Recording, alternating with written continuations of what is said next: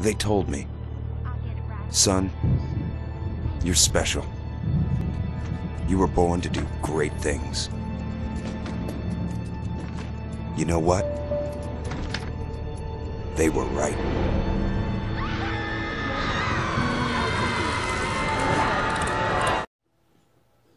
What's going on, guys? Back here with another video today. So today I wanted to go over the Xbox One, where it stands in 2016, basically 2017 almost, about a month and a week or something like that. You know, where it sits. Is it worth getting finally? So as you can see, I definitely have two Xbox Ones. The original, the S. I got the Elite Gears Edition, and that's the controller that came with the actual console. So I picked that up when that came out for Halo 5. I'm a huge Halo and Gears fan. I've played every single one countless times, just too many times. I love playing online. I love playing co-op, although that is something I'll touch on when I get to the Halo 5 in here. Gears 4 co-op's awesome. My cousin actually just bought it last night on sale, so we're actually going to play Gears 4 co-op tonight and maybe play some Horde mode, Xbox Live, you know, that kind of stuff. Although he's kind of a scrub at Gears, so probably just end up playing some co-op for a little while to get him better at it. But as far as the console goes, so for me, the original Xbox is one of my favorite systems. I would say it's in my top 5. Arguably, I'd say top 3. GameCube, Super, then Xbox. And then, so, you know, on the heels of the Xbox being one of my favorite systems, I was excited for the 360. I waited in line. I don't know if I mentioned this in a different video yet, but so I waited in line at Circuit City the day the 360 was coming out in 2005. I want to say it was like November 12th maybe. So I waited in line for like 4 hours. I was 12th in line. They had 13 of them, and I was like, oh my god, I finally made it. I was 15 at the time, and I had enough money. I had saved up from paper routes, that kind of stuff, so I was super pumped to get it. They come out and they're like, oh, we only have 11. So I was like, well, that's bullshit. I've called you for weeks and you said you had 13. And he goes, well, we did, but 2 people inside bought them. So that kind of salted me for a little bit on the Xbox brand. But then a month later, I ended up finding a GameStop that actually had 360. So I got that. And then for most of that gen, I was a diehard Xbox guy. I was just like fanboy, like Next Gen 720. Just like, yeah, Xbox can do no wrong. They pay for all their exclusives and don't actually make any but like 5 exclusives. But I was like, they're still the best, and they make me pay for their shitty online service. And this is prior to Sony actually making you pay for it back in the day. For those younger viewers, you didn't used to have to pay for PSN. You just used it, which is still the case on PS3. But, so, you know, I went through so many Red Ring 360s and yada, yada, yada. But back to the Xbox One. When this got announced, they had, you know, they were basically going to turn it into a Steam box, where it was just a DRM box. You paid for your game, you digitally downloaded it, and that's it. And once those Xbox One servers went down, you're fucked. And that's truly why I do not like digital games. I'll support an indie game if it's something I genuinely like have to play, like Resogun on PS4. If you don't own that, buy it. It is fantastic. But they're few and far between where I actually buy indie games, like Oddworld New and Tasty, another fantastic game. And unfortunately, because of shitty limited run games, I can't own one. But it is what it is. With that being said, there are very few limited or indie games that I choose to buy. You know, here I am rambling again like I always do. But back to some games here. We got, so Microsoft ended up buying out Rare in like 05 or 06, something like that, and they ended up getting the Killer Instinct license along with that. They didn't actually have anything to do with this, which is kind of weird in a way. Not that I'm sure none of the people that work, not none, but I'm sure it's very few people that work at Rareware still, or I guess it's just Rare now, that actually had a hand in any of their older IPs. So I could be wrong, but I don't know. But even still, Rare for the last 6 or 7 years has pretty much made just Avatar crap. Like, why would you let all those IPs go to waste, Microsoft? It's stupid. You got Banjo, Conquer, Killer Instinct, which you finally did. Then you got, I don't know, Grab by the Ghoulies.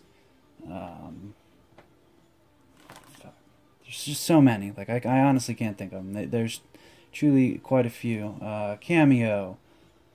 Another Viva Pinata. Just like all sorts of stuff they could be making. And no, they're making Avatar crap. And I'm in the camp that I actually enjoyed Cameo. I enjoyed Viva Pinata. I enjoyed Nuts and Bolts. I truly did. Yeah, it wasn't the original Rare people, but they were good. I'd like to see Rare get back to that. I'm being optimistic for Sea of Thieves. I think it could be a good game. Only time will tell. I'm thinking that's an online-only game, but again, I typically don't go for stuff like that, but in rare circumstances, I might make an exception for that just because that one looks badass. Like The Division or Destiny. I have Destiny. That's how I have the white PS4, because I fell into that trap with the white PS4. And I was like, oh, I gotta get that Destiny game. That shit looks badass. And it was. It's fun for about a month, and then you're bored. Trust me on that. Unless you have like a dedicated group of friends who play like every day, then it's fun. But if you don't have that, you know, it's just not fun. But so you got the Killer Instincts games. These are really good games. This is Season 1, and then if you got this, you got the bonus character. This is Season 1, 2, and 3. All the DLC, all the patches, everything that you need to play the game is on this disc. And I did an unboxing for this, and you got this as a pre-order with, I think it was GameStop. And when I did the unboxing, I forgot to actually show that, but there is a soundtrack, and then you get the codes for the gold skins for that guy. Both these are really good games. I suck ass at these games, I really do. They're very hard. Like, you have to be very good at that game to just even play remotely online against people. Titanfall, so this was a console exclusive. It was on 360, it was on the Xbox One, and then it was on the PC. I actually really enjoyed this game. I played it more so on the PC. I ended up buying this just for $5. It was actually new on Amazon for $5 like a couple months ago, just so that I had a physical copy of it, even though I know there's no real reason to at this point. But some people actually still play this over the second game. So, Gears of War Ultimate Edition, awesome game. If you have a really nice TV, this game looks fantastic. And I imagine with the Scorpio, at least with Microsoft's first-party stuff, I bet you they'll bump out some patches for 4K. And this in 4K, whoo doggy, that would look awesome. Yeah, like this is just a classic. So, Gears 4 is really good, and I enjoyed it, but Gears 1, like, it's kind of like Halo 1. You just can't top it. Like, for some reason, Halo 1, all these years later, is still just amazing. Like, even just go back and play the first one again. The graphics still actually aren't terrible to play. So, like, for me, it's weird to, like, go play an older game. Like, I enjoy playing retro stuff. I truly do, and I do play all the games that I have. Not like every day, but, I mean, I do play them. But it's just weird sometimes to go back and see, like N64 graphics to me and that generation, so I guess that would be the 5th generation. That is the worst looking generation. So, like, you had Atari, NES, and then Super and Genesis, all that stuff. Genesis and Super, that was like the definitive 2D systems. And then you had PS1, N64, Saturn. Those were just like the basic 3D. And then you went up to the next gen, and like that was 3D perfected. And then you went to the next gen, it was 720p graphics on 360 and PS3. And then now we're finally actually getting 1080p graphics with these current consoles. So that's pretty awesome. Gears, though, awesome game. Dead Rising 3. I really enjoyed this. Again, I played this on the PC mainly just because it's better on the PC, graphically at least. You could unlock the frame rate, and you could play at 1080p. So this game has some really bad chugging issues. It'll drop down to like 15 frames. You can look it up on different videos. I'm pretty sure Digital Foundry probably did a video on it. If you do end up getting this, though, get the Apocalypse Edition. Has all the extra DLC, costumes, all that jazz. But you can get this for like $15. It's so good and cheap. Like, it's still, it is good to play on the Xbox One as well. So this is like the only place you can get this on the Xbox One. This is such a fun game. I don't know how Microsoft snaked Insomnia out of Sony to do this. I know they're not technically Sony's second party or anything. They are their own third party, but they've pretty much always just done Sony stuff. But Microsoft snaked them out, got this awesome IP, and nobody bought it. That's the shitty thing. So, and they haven't put it onto Steam. Like, Rise, Dead Rising, and Gears. Well, Rise and Dead Rising made it to Steam. So did Ori and the Blind Forest. This hasn't made it anywhere else yet. I think this is going to end up being like a cult classic one day. I don't think it's going to make it to any other system because I don't think it sold well. I would find this now if I were you. I truly would. It's an awesome game. I don't even know how to describe it. It kind of plays like Crackdown in the sense that it's like a big open world map, but then it also has like the jumping mechanics of like the new Ninja Turtles game, even though I guess this came out prior to that. It just the guns in it remind me a lot of Ratchet and Clank. Like it's just a mashup of like a whole fuck ton of genres. State of Decay, also another really good game that a lot of people kind of slept on. Also super cheap. This is like 15 or less. And the only time I ever bring up prices is if I know that it's not going to rise. But you know, this is super cheap. Like there's no reason to not get it. You are not going to find this in a store. I promise you that. You're going to have to get this one online. You might be able to find Sunset and Dead Rising in stores, but this, not a chance, because this was like, I'm not going to say limitedly printed, but definitely wasn't a lot of them printed. And then you got the sequel coming out, I think January, February, so keep an eye out for that. Pick this one up. It's really fun. Like I just love these zombie survival games. They're just truly fun. Recore, so that was a recent launch. This was part of Microsoft's Gears, Forza, Halo, Xbox One, PC exclusive digital thing.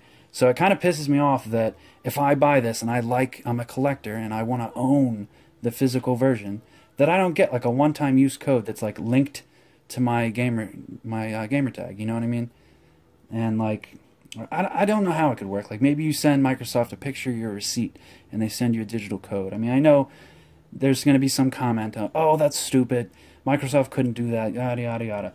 That's true, but like I want to have a physical copy and I want to play it on my PC because I don't know, I just do. So with Gears, I don't own a physical copy now because I have the console. I will get one eventually when they're cheap, but you know, I just wish they could figure out some happy medium that game collectors could get it for the console and have it for the PC for the better graphics.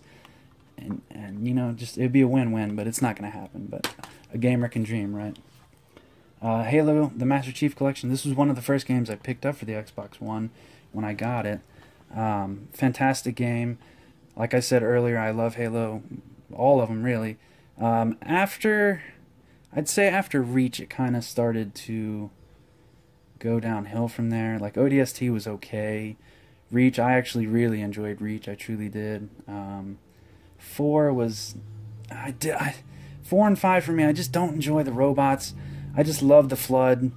It's just like this nostalgic thing for me to fight the Flood still because, you know, I was like 11 or 12 when I played the first Halo. My one cousin ended up getting an Xbox one Christmas.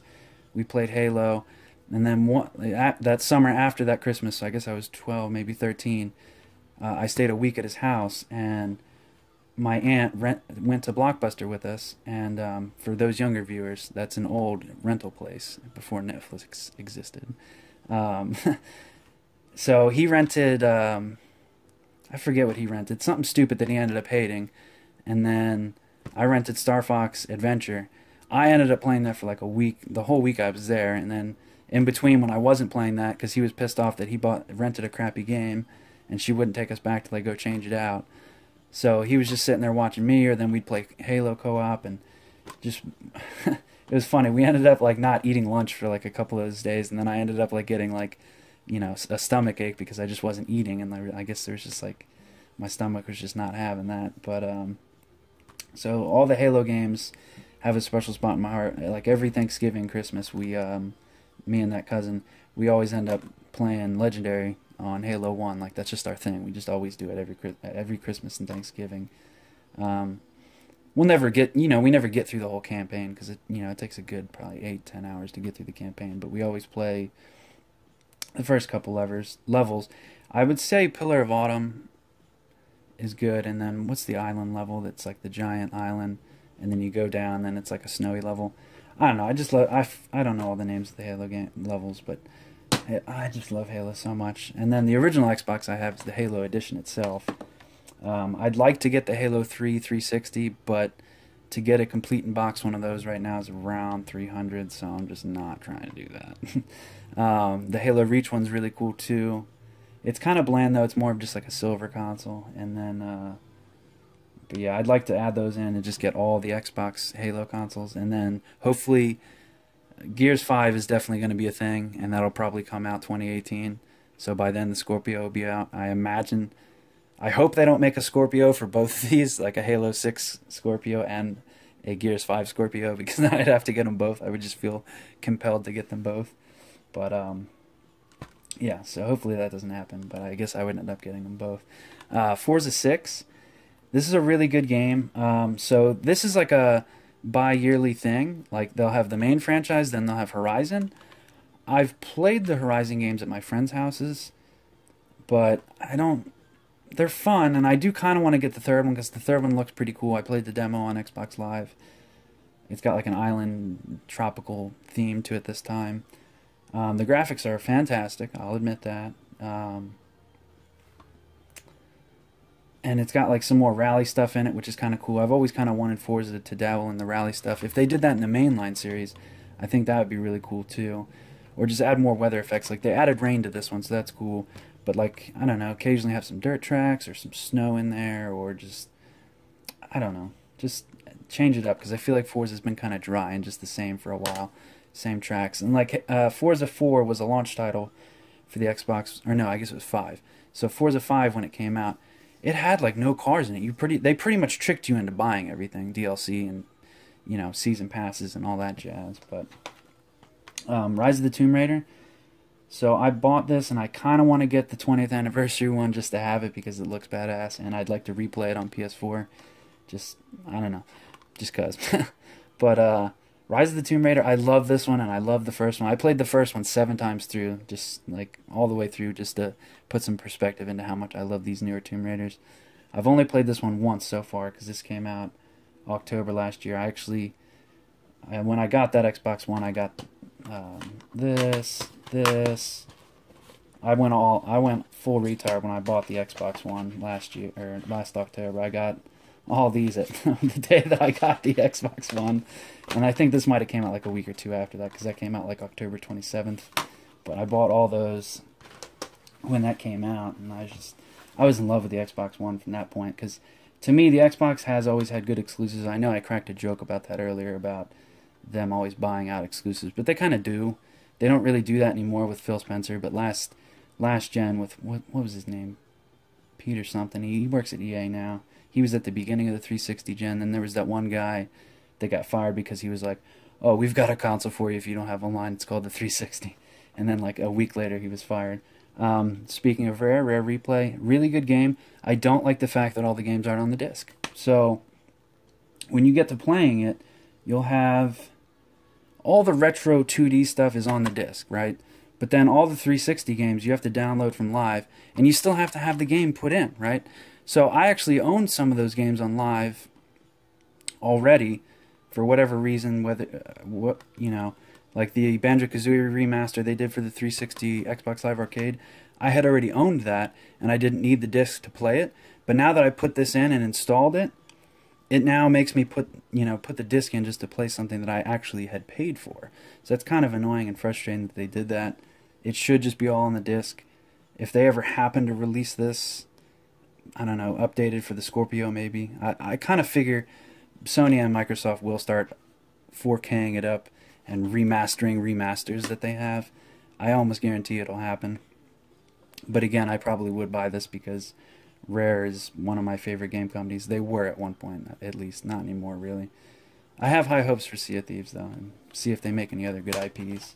Or In the Blind Forest, another really good, underrated game. I believe, yeah, this came with a soundtrack as well, so it's really cool. So this is a Metroidvania style game, and definitely really good. The art style to it is beautiful. The music, the ambiance, just fantastic game. Whenever I do get my capture card, this will probably be one of the games I do a review for eventually, just because I don't think a lot of people play it. I don't have a tremendous amount of subs. I think I'm at 112 or 113 right now, so we're getting close to the giveaway. But if I could influence 100 and something people to buy this game and play it, then I feel like that's a good thing. I don't think Microsoft made this. I think they just, I guess it was made by Moon Studios. I want to say that's the people that made the last couple Transformers games. I could be wrong though, but I think that's who that is. Not like the TV show ones, but like the good ones. War for Cybertron and Fall of Cybertron. Fantastic games, by the way. Quantum Break. Interesting game. Plays a lot like Alan Wake or old school Max Payne. So that's kind of like a staple for Remedy. They love the time manipulation stuff. So graphics are really good. So this wasn't part of the cross-buy thing, I don't think. I think this came out before Microsoft announced their little PC, Xbox One digital buy. So you can't do that with this, I don't think. Because this just says console exclusive, and this one... Actually, I guess it did say that. But I'm pretty confident this isn't one of those cross-buy things, unless they change that. So one thing I did dislike about this game was the cutscenes are real actors, which is cool, don't get me wrong. They filmed it like as if it were a TV show, and that's really cool. But in order to watch those, you have to be connected to the internet. And again, once those servers go down, and they will, you're going to have a game that has no cutscenes and stories to it, because you won't be able to watch them because they're not on here. You can optionally download them and store them on your hard drive, but again, like what happens if your Xbox One breaks in 10 years, and you still really somehow love Quantum Break and want to play the story? You're screwed. So maybe people will hack it and crack it and figure out ways to patch it and all that stuff, but I don't know. We'll see in 10 years how all that ends up working out. Rise, Son of Rome Legendary Edition, a really good game for Xbox One, and it came out on Steam as well. Beautiful looking game. This was a launch title. So I guess it was this, Dead Rising 3, and Forza Horizon 2. No, I guess it was Forza 6 was their 3 big heavy hitter launch titles. I think it was a mistake for them to not... They should have had Master Chief Collection ready to go, or like Halo 2 Anniversary. I guess that would have been too soon to release that, but they should have had some kind of Halo game, or at least Gears 1 Remastered ready for the launch. I think that's something that could have helped them greatly. So like with PS4 at launch, I did get that on launch, that itself, even though I ended up getting the white one. They had Killzone at launch, which isn't a huge title, but it's still one of their well-known titles. And yeah, Halo is too, and Dead Rising is a big title, but not everybody likes zombie-slaying games, so that is one thing I truly think kind of hurt the Xbox, along with their DRM policies, along with... not that they could help it, but all those DDoSing attacks. I mean, it happens to Sony too, don't get it wrong. It's 50-50 on the amount that it happens to both of them. But, they really could beef up the security somehow. Maybe, I don't know. I'd hate to say pay off the DDoSers, but I don't know. It's because they do it almost every Christmas, I think, for the last 3 or 4 years. So it's just like, get your shit together, Sony and Microsoft. I want to play my damn Xbox and PS games on Christmas and stuff, but... And then another game, so this is Project Spark. The starter pack is still sealed. There's really no point in me opening this at this point in time because A, this is pretty rare, and B, I'm pretty confident the servers are down. So it can't even be played anymore. I mean, you can still make stuff offline, but you can't upload it, nobody can play it, and that kind of stuff. I'm pretty confident they're down. I could be wrong. Let me know in the comments. But... I had high hopes for this game, thinking it would be kind of cool to like dabble around with, it's basically just a glorified map editor, and then you can add different spawn points and different kind of stuff to it. And Halo 5, I ended up buying a disc copy because I got this from Newegg for $15. So I wanted to have a disc copy because that only came with a digital copy when I got it. And eventually, once Gears 4 is super cheap, I'll end up buying the Steelbook edition for it, just because it'll probably be super cheap here soon. I mean, my cousin just got Gears 4 for $35 the other day. I mean, granted, it's like Black Friday weekend, but yeah. So, do I think it's worth buying an Xbox One in the holiday of 2016? I would say so. And these are just the exclusives. This is truly the only reason I own an Xbox One, is just for the exclusives. But if you're the kind of person that wants to own just an Xbox, the versions of the games that come out for the Xbox and PlayStation, I've played both of them. So like Watch Dogs, for instance, on the Xbox One it was 720p, and then on the PS4 it was 900p. or it might have been 1080, but I'm pretty confident it was 900. You really couldn't, you'd be hard pressed to tell the difference on a nice TV, the resolution, unless you're like a die-hard gamer who like truly can tell the difference. But as far as multiplats go, I think you're not going to have much of an issue between the two consoles. It'll be interesting to see where the Scorpio and the PS4 Pro go. Supposedly Mark Cerny did some kind of white boy magic to it, to where it's 8.9 million teraflops, or it's, so what is it, 2.3 I think it is. So he said supposedly it's like he divided it or put them into like half floating points or something like that, and put it into 16-bit, or I have no idea what all that jazz means, but supposedly they can like make it 4 times better or something to where it'll outdo the Xbox Scorpio. So we'll see. But the Scorpio is supposedly going to be 6.3 or 6.4 teraflops raw compute power day one. Right now I have a 780 Ti in my gaming rig, and I'm gaming on a 1080p screen, so I can still max out just about every game. I'm ultraing out Battlefield 1 right now, so I'm still content with that graphics card. But that has, I think, 5.7 teraflops or something like that. It was either 4.7 or 5.7, but still an incredibly powerful thing. It's crazy to believe that the Christmas of 2013 I bought the most expensive $800 graphics card from NVIDIA, and now there's consoles coming out that are rumored to be $400 a couple years later. But oh well, that's the way the tech life goes. But yeah, I do believe getting an Xbox One this holiday is a good decision. I would actually, over exclusives this year, I would recommend it over the PS4. Even getting a PS4 Pro, I would still recommend getting the S, because A, you can get the 500 gig with Gears. It's a white one, but it's $250. Like, that is cheap. That is insanely cheap. Let alone you can use it as a Netflix player. It's got 4K Blu-ray. PlayStation doesn't have that on any of their systems.